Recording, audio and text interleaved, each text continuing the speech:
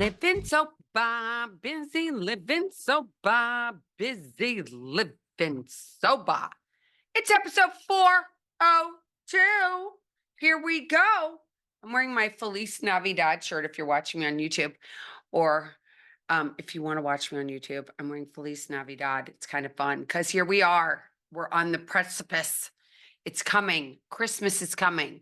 And next Monday is Christmas. Can you believe it? And here we are Wednesday. And I just want to say thank you to everybody that reached out to me, that loved my 400th episode. It really, really means so much to me. And I want to thank you. If you're here, you like what I have to say, please subscribe. Please share with your friends. I greatly appreciate it. That would be my Christmas gift.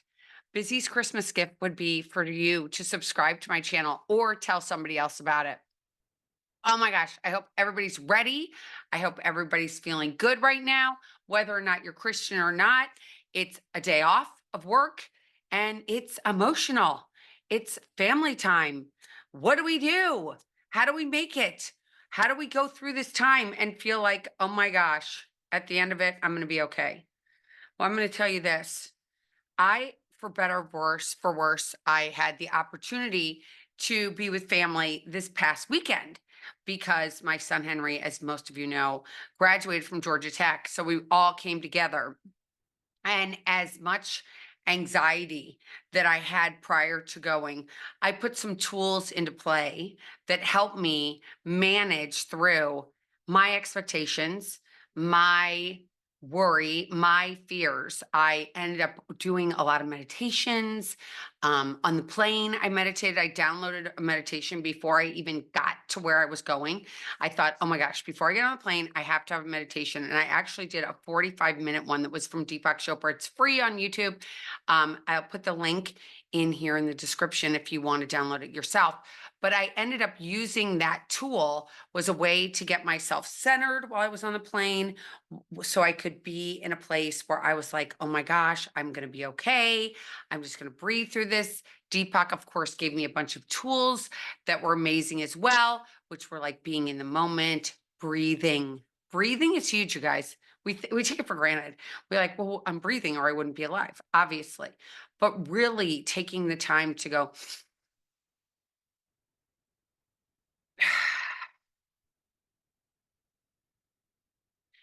breathe into 4, hold it for 2, breathe out for 6. It totally rebalances you. It takes you to this place where you're like, oh my gosh, I can just get centered again. And it helps your Vedic nerve and recenters you. So breathing is huge. Download if you're going anywhere and you're going to be in a car, or if you're going to be on a plane and you're going to be on a train or on a bus, you can download a meditation. And it was literally 45 minutes. My flight was only an hour and 10 minutes. So most of my time that I was on the plane, I was listening to this and getting centered. And then I arrived and I took a walk one day by myself. I phoned a friend, which happens to be my husband, and said, okay, this is what, because he hadn't gotten to town yet. And I'm like, oh my gosh, this is where I am, and walked through that. And he was like, just take a walk and breathe. I walked and breathed. I walked and breathed. That also got me to a place where I was, again, centered. And then the other thing is I was writing gratitude. I hadn't written a gratitude list in a really long time. When I was first getting sober, it was like a mandatory thing that my advisor, my sponsor recommended me doing from the very beginning was writing a gratitude list. In the beginning, my gratitude list was like, I'm grateful for the fact that I can see. I'm grateful that I have teeth. I'm grateful that I have 2 legs. I'm grateful that I have 2 arms. I'm grateful that I have a brain. I mean, it was very small. As I've stayed sober longer, of course, it's definitely more. Oh my gosh, it's definitely more. You guys, sorry about my dog. Somebody just got here and they're barking. I'm sorry about that. She's going to stop in 1 second, I promise. But it was now it's more elaborate. It's more like, oh my gosh, I am so grateful for the opportunity that I had to spend time with this person and talk about this thing. I'm so grateful for the fact that I had a good 2023, but I have goals for 2024.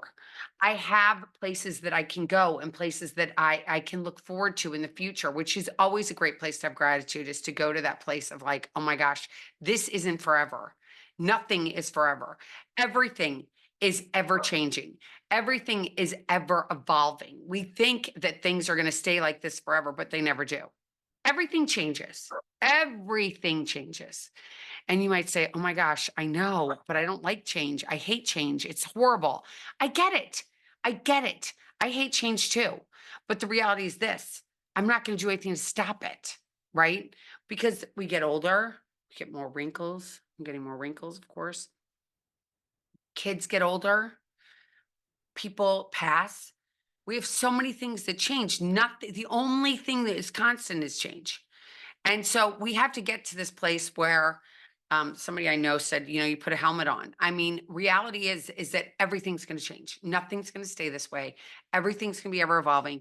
And getting to that place of acceptance is going to be huge. Huge, huge, huge game changer for you, is having that ability to be like, you know what? I'm going to accept that this is just for the moment. This feeling is for the moment. This feeling will pass. What can I do to change the feeling? What is my action that is going to work for me? Is it going to be writing a gratitude list? Is it going to be listening to a guided meditation? Is it going to be going on a walk? Is it going to be sitting in a bathtub? Is it going to be watching your favorite movie? Is it going to be listening to your favorite music? All those things can help change your mindset. I'll tell you this. I got up this morning and I've been, it's been nonstop. We went to Atlanta. I flew back very late on Monday night. I got up yesterday morning. I was exhausted. My son was coming, so I knew I had to get like things together for that. You guys know what that feels like. Like, I live in a small house, so moving things so he could fit all of his stuff in, had to do all that. Or I got to do all that. And I woke up today and I was just exhausted again. I'm like, oh my gosh, I'm 2 days. Is it because I'm 55? It's like the jumping back is just getting so much harder. I took my dogs for a walk, and instead of staying in this space, and I don't know if any of you guys can relate to this, but like that space of like, nothing's good. This is so hard. Oh my God, I'm so tired. It's just, I can't keep going. I just need to go to bed. Da, da, da, da. Which, do go to bed if you need to. But instead, I put on some of my favorite music. And I found actually on Spotify. I went to Spotify and I put on happy music or inspiring music or something like that. And it played all this music that I loved. And it was awesome because it changed the walk from being like, oh, I have to walk my dogs. It was like, oh, I get to walk my dogs. I get to walk to my dogs and I get to listen to this amazing music. Okay. It changed my entire perspective just in a matter of seconds. Total seconds. We think, again, this is going to last forever. But if we find the tools that work for us, whatever they are, what are your tools? What works for you? What works for me might not work for you, and that's okay. Again, we aren't robots. We are humans. We are individuals. And some things that work for me wouldn't work for you. It's just like you might like Metallica and I love Frank Sinatra. Is that okay? Yes, it's variety. It's the spice of life. And taking the time to figure out, what are those things that make me tick? What are those things that make me feel better? What are the things that work for me to make my life better, more manageable? And how do you get prepared if you're newly sober and you are going into this big holiday season newly sober and you don't want to relapse? Okay, for one, relapse is not a requirement. Okay, I put down a drink 17 years ago plus whatever. I haven't had a drink again. Has my life been easy? No. Have I had easy things happen? No. Have I always made great decisions? No. Have I made things harder for myself? Yes. Have I had to get through them? Yes. Did I do it without drinking? Yes. So this weekend, for instance, it was not easy. I was getting together with family. Like, this is a big deal, right? Families are our biggest, at least for me, I think, are my biggest things that turn up my insides. It's not strangers, because strangers don't count as much, right? And then your friends don't really always count. They don't really stir you up. And hopefully your friends are people that raise you up and want to make your life better. rather than worse. So you want to be raised up by your friends. So the family is the one that knows those things that they can get you to go this way or go that way. And it was funny because I had a lot of feelings this weekend. I had a lot of feelings. And for better or for worse, my husband was the one that I went to with a lot of my feelings. And at one point, I was just like, oh my oh my God, this isn't the way that I wanted things to be. These was not my expectation of my life to look like this today, right? So we have all these expectations of what we think our life's going to look like in the future, and it doesn't happen. So we're left with this state of uncomfortableness, uncomfortable. And when we're uncomfortable, what do we want to do? Pick up a drink. I don't want to feel uncomfortable. No, as humans, we don't want to feel uncomfortable. We're like, I have to pick up a drink. Well, for me, it's not picking up a drink. That's never the answer. It's really growing up. God, I hate it. It's so hard to grow up. It's so hard to grow up. It's so hard to be in this place of like, oh my God, I have to grow up and I have to handle these things. And I want to be a lady. I don't want to be some freak person that's screaming and yelling and causing scenes because it's not causing drama, right? I'm not on General Hospital. I mean, for a long time, I felt my life was like, might as well be Dynasty or Dallas or one of those things where it's constant, constant, constant drama, constant, constant, constant reaction. And instead, I took a deep breath again, felt the feelings of uncomfortableness. I could acknowledge I was uncomfortable inside of myself, walked outside, took a deep breath, came back, and it was okay. Everything was okay. The only thing that wasn't okay is that I didn't have it looking the way that I wanted it to look. And that happens to all of us, right? We set up these scenes that we want it to look like, oh my, it has to be perfect. It has to be Norman Rockwell. It has to be something that looks absolutely perfect. And you have to go in knowing that it's not going to be. And knowing that it's not going to be, what is going to be the thing that you are going to do differently? How are you going to manage with yourself? How are you going to manage your feelings rather than picking up that drink? You've made this decision for you that you don't want to drink anymore. Okay, you've made that decision. The holiday is really, it's a Sunday and a Monday, Christmas Eve, Christmas Day, Sunday and a Monday. That's all it is, really. 48 hours, 48 hours. And yes, someone is going to likely get you to a place that you're uncomfortable. You might get a look across the table. You might get a sense that somebody doesn't like you. And it hurts and it feels so uncomfortable. It's like, oh, you just want to jump out of your skin. You just want to scream. You just want to hit somebody. You just want to do something. You have to breathe. You have to acknowledge, you have to have someone validate your feelings. I luckily had a couple people to validate my feelings, which was really, really, really nice and say, I understand. I understand. And it wasn't even from people that you would think it was like an ex-husband, an ex-brother-in-law. Like, so nice to have those people that had my back. It was like, oh my gosh, they hear me, they understand me, they acknowledge why I feel this way.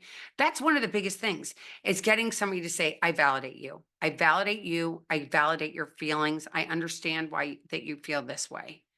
You're not going to change it because you can't change other people. Other people have to change themselves. I can't change anybody else. All I can change is me. So acknowledging it, saying to this person across the table or the person sitting next to me, this is how I'm feeling. It feels really uncomfortable. And I'm going, I understand. I would feel the same exact way. I get it. I love you. You're going to be okay. And I'm like, okay. That's all I needed to hear is I love you. You're going to be okay. I knew in my heart I was going to be okay. And in my head, I was going to be okay.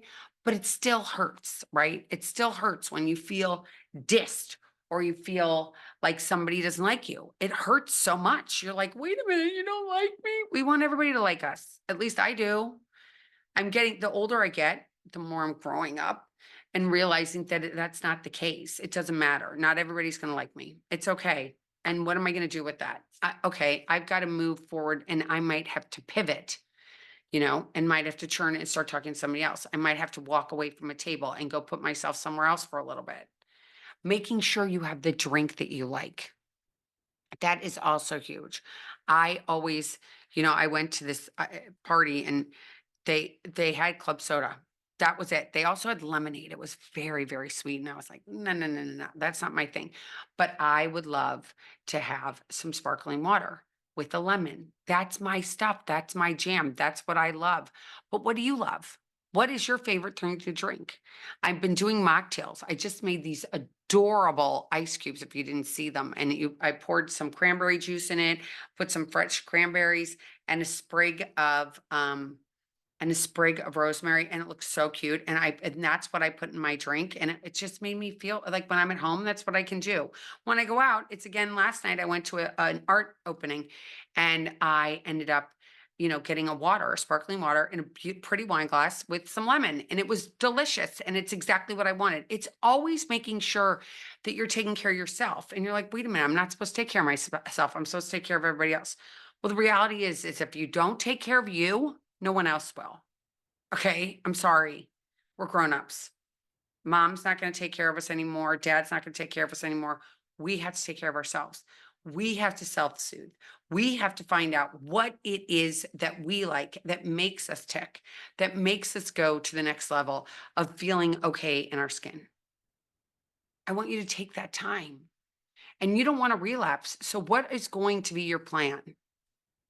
I grew up in St. Louis, Missouri. So I grew up where there's tornadoes, right? And the tornadoes would come and we'd have to have this plan. What was the plan? What were you going to do when the wind came?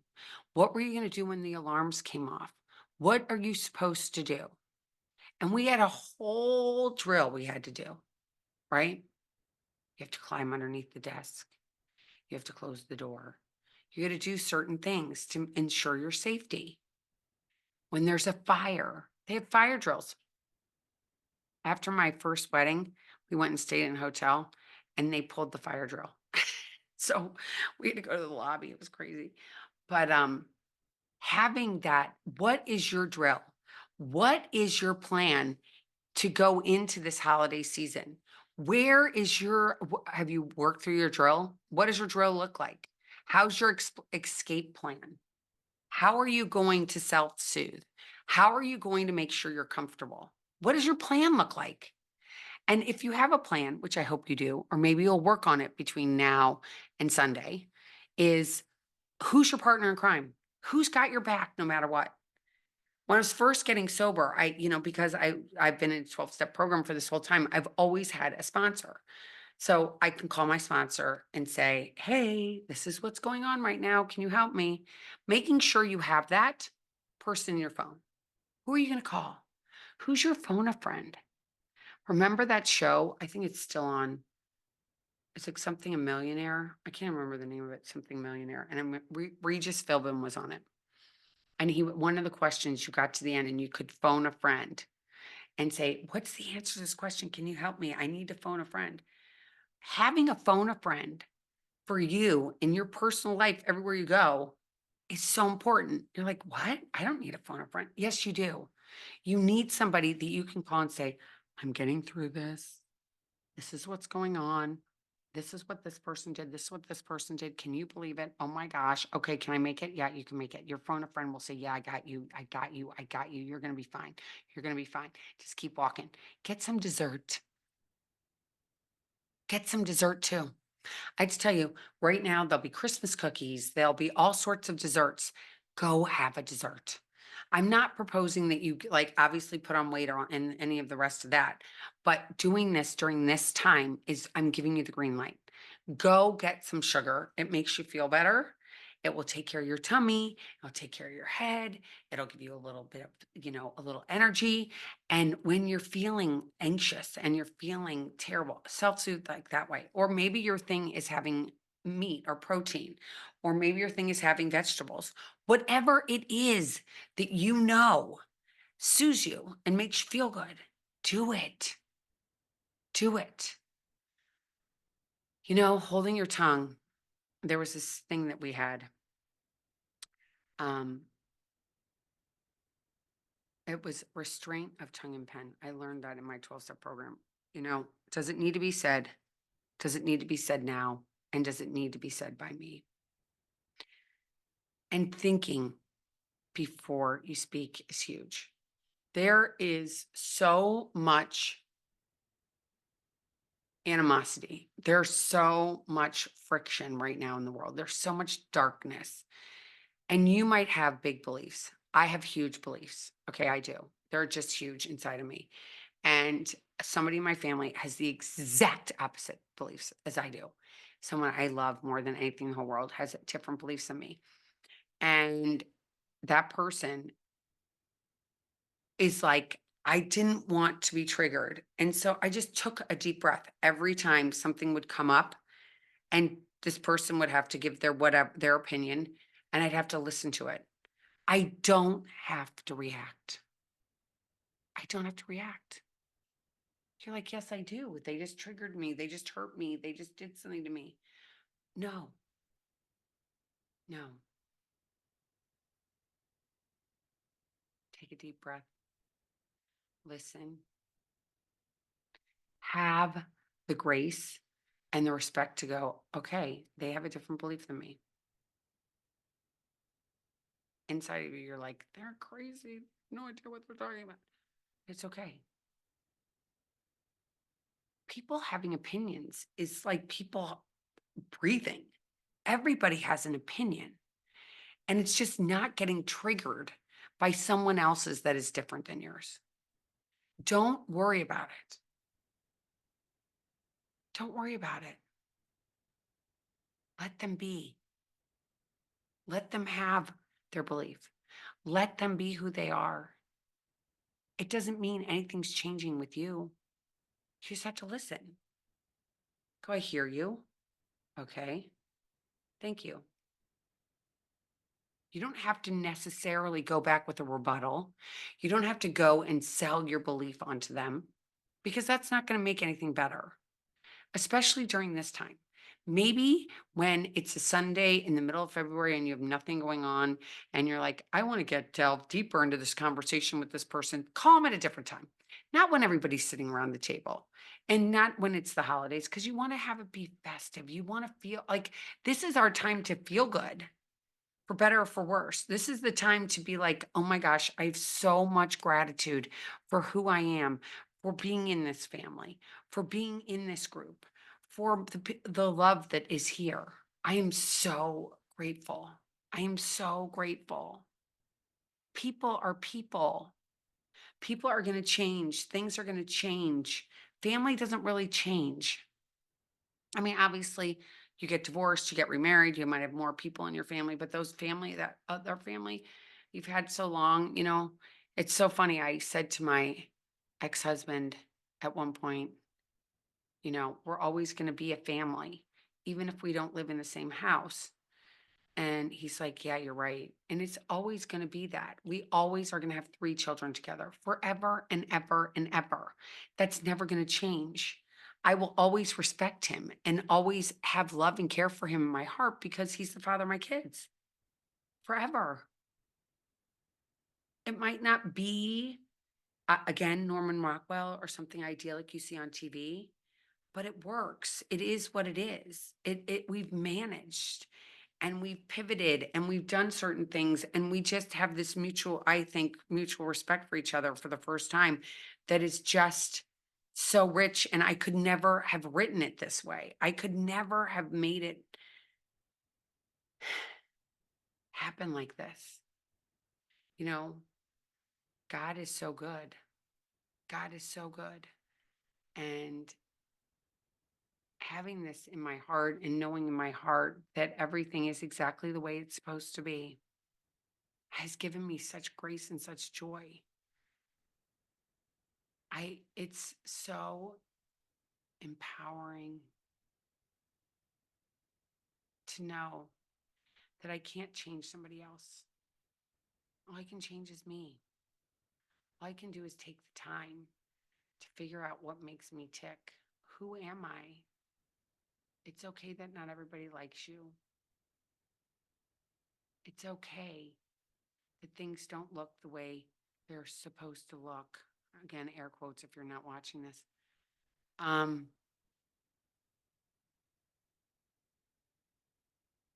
This is the most beautiful time of the year because not only was Jesus born this time of year, but it's like believing in love, believing in faith, believing in joy, believing in something bigger than you, especially this time of year when you have small children and, you know, they're Santa.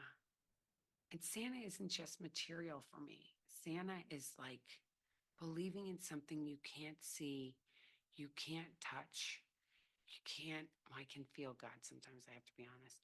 But, knowing that there's something out there that's going to show up, and just even by getting it by watching children and going, oh my gosh, look at their eyes when they come down on Christmas morning and see things like that's a huge gift.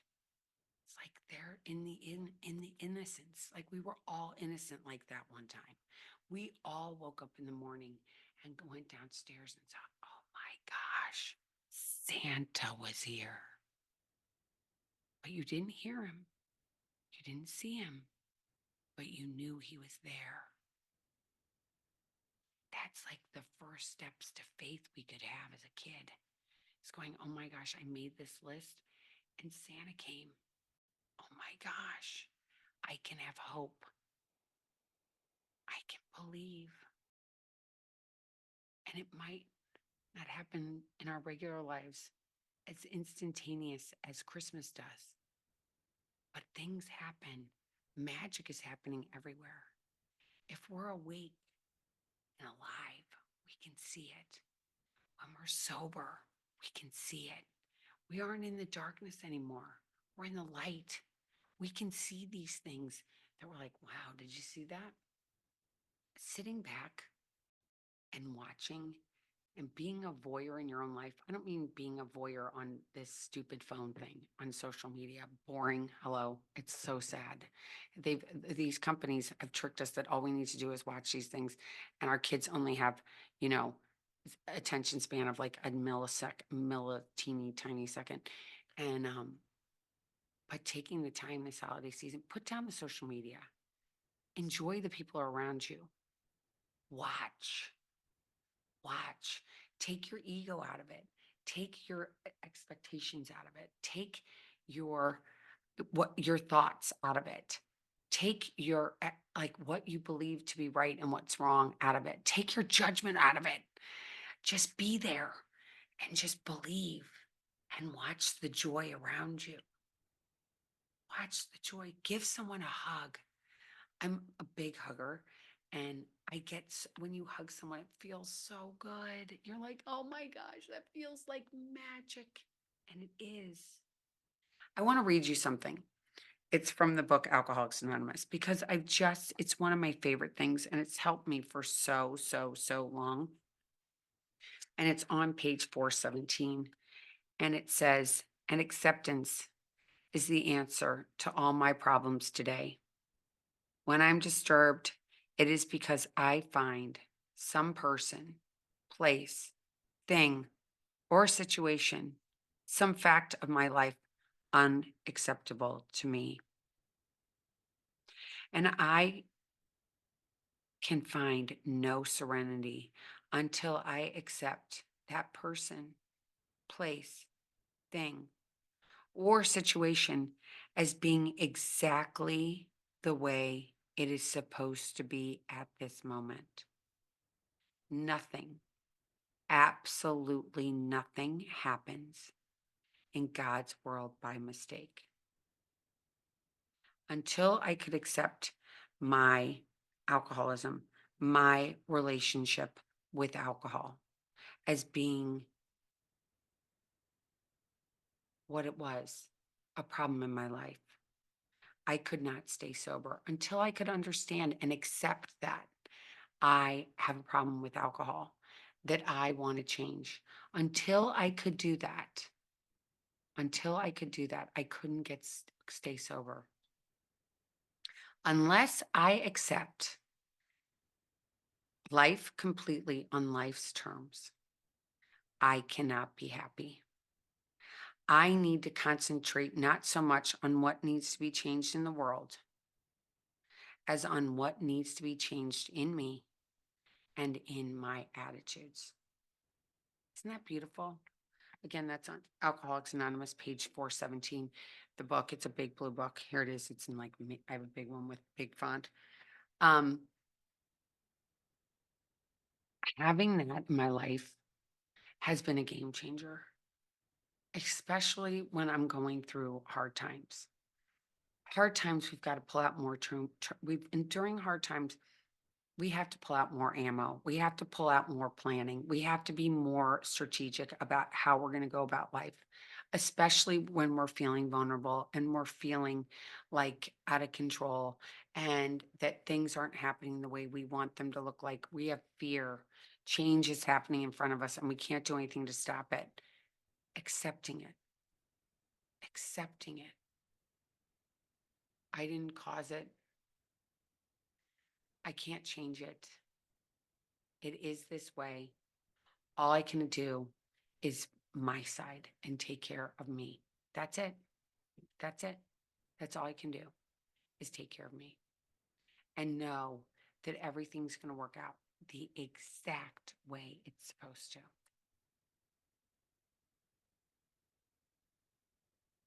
Take care of you this holiday season. Do something different. Go for a walk. Call a friend. Take care of you. Figure out what it is and find some gratitude and some magic if you can. Take a deep breath. We're only here for a finite time. It's a gift. Take it as that. And remember that you are never alone. You can always reach out to me. I will write you back. I promise, even on Christmas. If you need to talk, if you need to just spill, if you need somebody to dump on, reach out to me. I promise I'll respond. Please, again, as I mentioned earlier, if you could subscribe to my channel or tell your friends about it, it would be an amazing Christmas gift for me. And until, next time, keep getting busy, living sober. Enjoy your life. Be grateful. Be happy if you can, even if it's for just something as minute as the fact that you are breathing. And until then, I hope you have the best holiday season. I hope you have, I'm sending you big, big, big hugs, lots of love, lots of compassion, lots of kindness. I've been there. I know it. It's hard at times. But what you do with that hard is what's important. How you handle you is what's important. And figuring out what it is that makes you tick and brings you joy. Take that time to figure it out. You're worth it. Give yourself that gift. It doesn't cost any money. Okay. Insight Timer, free, unless you do the subscription part. YouTube, free. Get the videos. You might have to watch an ad with it, but take the time to really look at what makes you happy. Have those feelings of happiness. And when the feelings come up of fear, what are you going to do? What's your defense? Find out what your defense is with yourself. Saying, I'm not going to go down that rabbit hole. I'm not going to do what I used to do. I'm going to do something different. It's going to make a huge difference in your life. I promise. Okay, everybody, take care. Now, I will not be on until January, but I have a bunch of guests coming on. It's going to be awesome. Enjoy them. There are so many great people. I have a comedian coming on. I have an amazing women that run a shop down here in Florida for women newly in recovery. They're coming on. It's going to be great. And until I come back in the beginning of January, until then, reach out to me with any questions. You can reach me at elizabethchance.com. That's ELIZABETH @elizabethchance.com. Chance is CHANCE. You can also reach me at Bizzy, BIZZY, at busylivingsober.com. Either way, you can reach me. You can go to my website at www.busylivingsober.com or elizabethchance.com. It all takes you to the same place. If you have any topics, you have anything you want to talk about, let me know. Any suggestions for the future for 2024, let me know. When I see you again, it will be 2024. And take care of you. If you're going to, oh, by the way, if you are thinking about doing dry January, how are you going to get that alcohol out of your house so it's not a temptation? Give it to your mom. Give it to your neighbor. Say, hold on to this for me for the next 30 days during January. Isn't January 30 days? I think I'm correct. It might be 31. I got to look at my calendar. Isn't that terrible? I don't even know. Isn't that terrible? 31 days in January. So say keep this till February 1st. You might find out that you actually like being dry January. I have a friend who's going to have a year. She's so excited because she put this down and her life has changed and she doesn't want to go back. It's amazing. She was like, I don't want to drink again. I don't want to go back there. And she's been sober this whole year and her life keeps getting better and better and better. And yours will too. Just making sure you take care of you. What's important for you? Let's put that on the horizon for 2024. Taking care of you and bringing the light. That's what it's all about. I will talk to you. And when I do, until then, by the way, Merry Christmas. Happy holidays and Happy New Year. Happy New Year to everybody out there, all my listeners. I'm sending you big love, big kisses, big hugs. We got this. You're not alone. I promise you, don't have to do this alone ever again.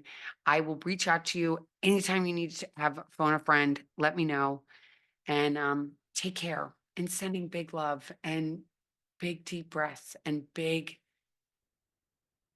thoughts for you and your families for 2024 because this life is just so amazing and what a gift. Take care, everybody. Lots of love. Happy holidays. Bye.